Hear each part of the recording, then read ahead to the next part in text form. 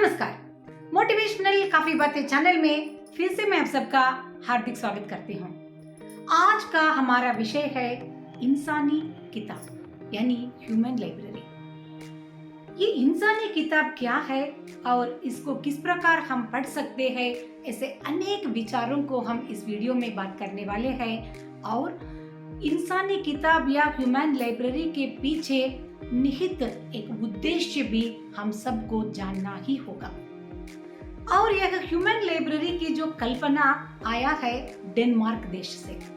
रोनी नामक एक व्यक्ति ने इसकी स्थापना कोपेनहेगन में किया था। और एक ह्यूमन लाइब्रेरी में क्या है, किस प्रकार से हम किताब पढ़ सकते हैं, ऐसे अनेक सवाल हमारे मन में जरूर आएगा। हाँ, जब भी हम लाइब्रेरी या पुस्तकालय जाते हैं तो अनेक ऐसे पुस्तकों को हम देखते हैं और पुस्तकों का नाम देखकर कुछ किताब उधर ही हम पढ़ लेते हैं। अगर समय नहीं है तो उन किताबों को हम 4-5 किताबों को घर लाकर पढ़कर वापस देते हैं। तो ये इस सिलसिले के बारे में तो हम सब भली भांति जानते हैं। मगर ह्यूमन लाइब्रेरी में भी इसी प्रकार के किताब होते हैं, मगर वे किताब नहीं बल्कि इंसान होते हैं।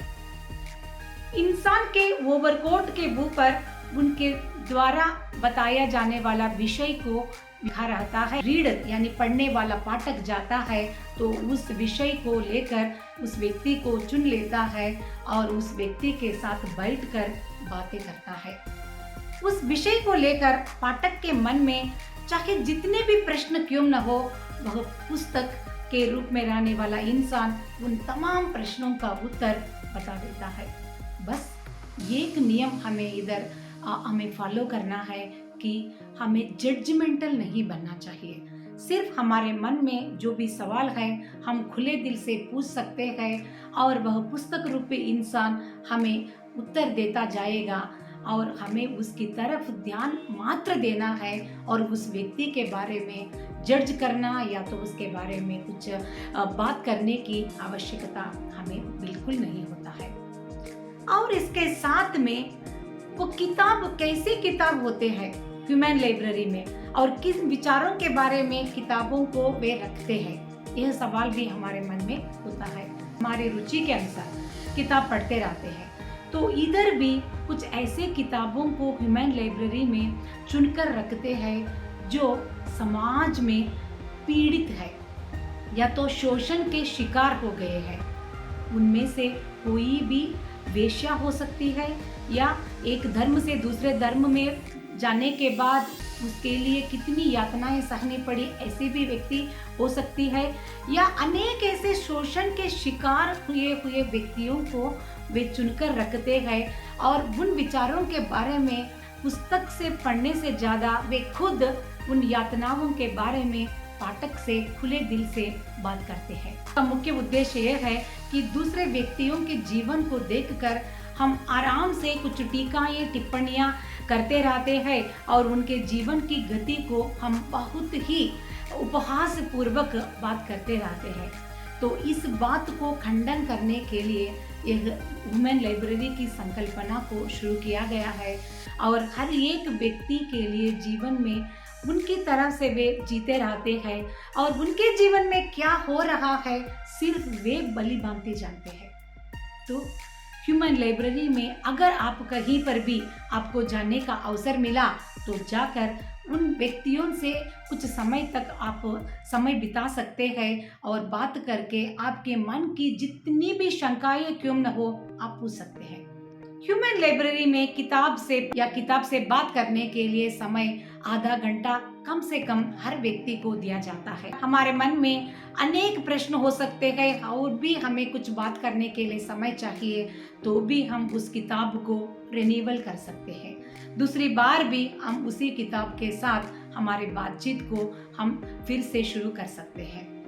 और हर एक किताब को बैठने के लिए जगह भी लाइब्रेरी वाले ही तय करते हैं, क्योंकि विषय के हिसाब से कुछ प्राइवेसी चाहिए और उस प्राइवेसी के हिसाब से एक व्यक्ति को समय और स्थान का आयोजन लाइब्रेरी वाले खुद कर देते हैं। कभी कभी एक विषय को लेकर बहुत पाठक लोग उस विषय से बात करना चाहते हैं, तब ग्रुप डिस्कशन के रूप में भी एक किताब को 6 लोगों के साथ बांटने का भी अवसर देते हैं लाइब्रेरी वाले।